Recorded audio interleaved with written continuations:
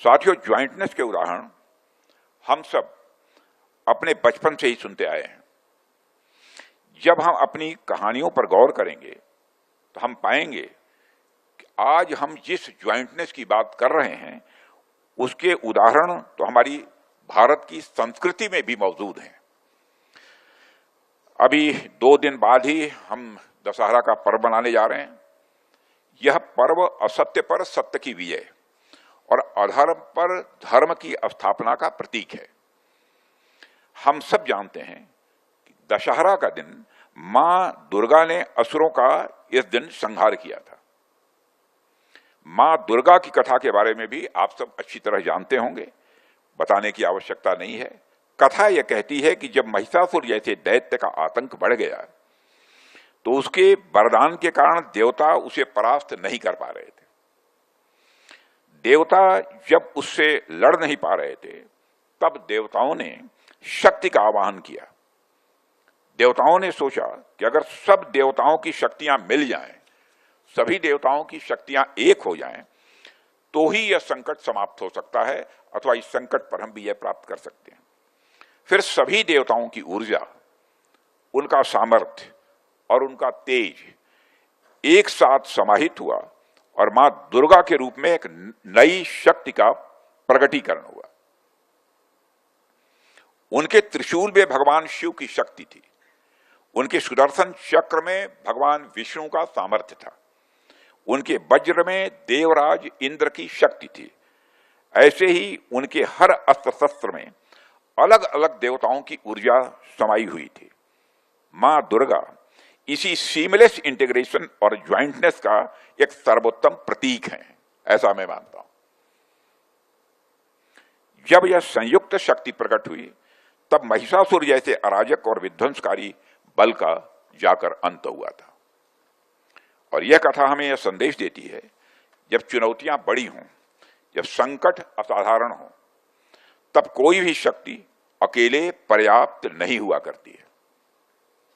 लेकिन जब अलग अलग क्षमताएं, अलग अलग शक्तियां अपनी विशेषताओं को बनाए रखते हुए किसी लक्ष्य के लिए एक हो जाती हैं, तब वह शक्ति अजेय हो जाती है, तब वह शक्ति अपराजेय हो जाती है। आज हमारी तीनों सेनाओं के लिए भी यह कथा मैं समझता हूं उतनी ही प्रासंगिक है। साथियों, अगर सभी देवताओं के सामर्थ्य से उत्पन्न शक्ति असुरों का संहार कर सकती है, तो हम भी इस आधुनिक युग में उस महान परंपरा से प्रेरणा लेकर एकजुट होकर भारत को हर चुनौती से सुरक्षित कर सकते हैं। और मुझे पूरा विश्वास है कि हम भारत की परंपरा से सीख लेते हुए इन सारी परिवर्तनों को आत्मसात करेंगे। साथियों, मुझे कहते हुए खुशी होती है कि हमारी तीनों आर्म्ड फोर्सेस में स्ट्रांग डिजिटल प्लेटफॉर्म्स ने पहले ही लॉजिस्टिक्स और इन्वेंट्री मैनेजमेंट को पूरी तरह बदल दिया है। इसके कुछ उदाहरण मैं आपके सामने यहां रखना चाहता हूं। इंडियन आर्मी में आप देखें तो आर्मी का कंप्यूटराइज्ड इन्वेंट्री कंट्रोल ग्रुप यानी CICG एमिनेशन और क्रिटिकल स्पेयर्स को ट्रैक करने के लिए RFID और ERP बेस्ड एनालिटिक्स जैसी टेक्नोलॉजी का उपयोग करके एक रियल टाइम ऑटोमेटेड बैकबोन यह प्रदान कर रहा है, ताकि एक्यूरेसी, अकाउंटेबिलिटी और ऑपरेशनल रेडीनेस इसको इंश्योर किया जा सके।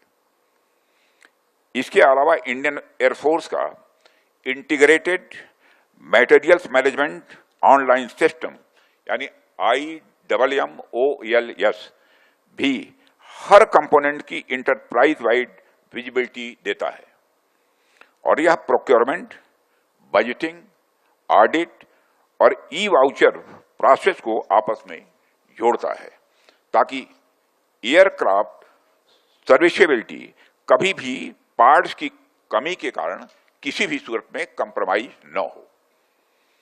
इंडियन नेवी में भी इंटीग्रेटेड लॉजिस्टिक्स मैनेजमेंट सिस्टम है जो प्रोविजनिंग, स्टॉक कंट्रोल और फाइनेंशियल ओवरसाइट को अपने डॉकयार्ड्स और फ्लीट यूनिट्स में इंटीग्रेट करता है, जिससे कॉम्प्लेक्स मैरीटाइम सप्लाई चेन में ट्रांसपेरेंसी और गति आती है।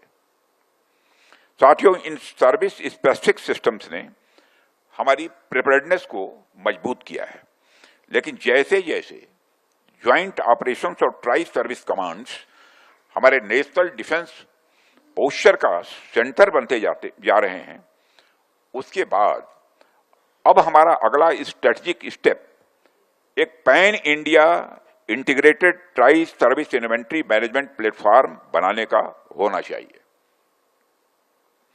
ऐसा कॉमन डिजिटल बैकबोन जो हर सर्विस की यूनिक जरूरतों का सम्मान करे, क्रिटिकल स्टॉक्स की शेयर्ड विजिबिलिटी प्रदान करे, स्पेयर्स और इंफ्रास्ट्रक्चर के क्रॉस सर्विस ऑप्टिमाइजेशन को सक्षम करे, रिडंडेंट प्रोक्योरमेंट को घटाए और कमांडर्स को यूनिफाइड लॉजिस्टिक्स पिक्चर दे। इन्हीं चीजों को ध्यान में रखते हुए CICG फेज 3 के प्रपोजल पर DAC मीटिंग में चर्चा के दौरान मैंने कहा था कि एक pan India integrated tri service inventory management platform विकसित किया जाना चाहिए। और मुझे यह जानकर खुशी है कि ट्राई सर्विसेज लॉजिस्टिक्स एप्लीकेशन पर काम, जैसा मुझे जानकारी है, कि प्रारंभ हो चुका है, जो तीनों सर्विसेज के प्लेटफॉर्म्स के नेटवर्क और डाटाबेस का उपयोग करके तीनों सर्विसेज की कंप्लीट इन्वेंट्री की विजिबिलिटी के साथ साथ inter service transfer of stores को भी संभव बनाएगा। साथियों, हमें यह संकल्प लेना होगा कि हम पुराने साइलोस को तोड़ेंगे। हमें यह संकल्प लेना होगा कि हम पुराने साइलोस को तोड़ेंगे। हम एक साथ ज्वाइंटनेस की ओर बढ़ेंगे। जब हमारी तीनों सेनाएं एक स्वर, एक लय और एक ताल में ऑपरेट करेंगी, तभी हम किसी भी एडवर्सरी को हर मोर्चे पर जवाब दे पाएंगे और राष्ट्र को समग्रता के साथ नई ऊंचाइयों पर ले जाएंगे। इस अवसर पर मैं समझता हूं अधिक कुछ न कहते हुए एक बार मैं इंडियन एयरफोर्स को पुनः अपनी हार्दिक शुभकामनाएं देता हूं और मैं इस सेमिनार के फ्रूटफुल आउटकम की कामना करते हुए अपना निवेदन यहीं समाप्त करता हूं।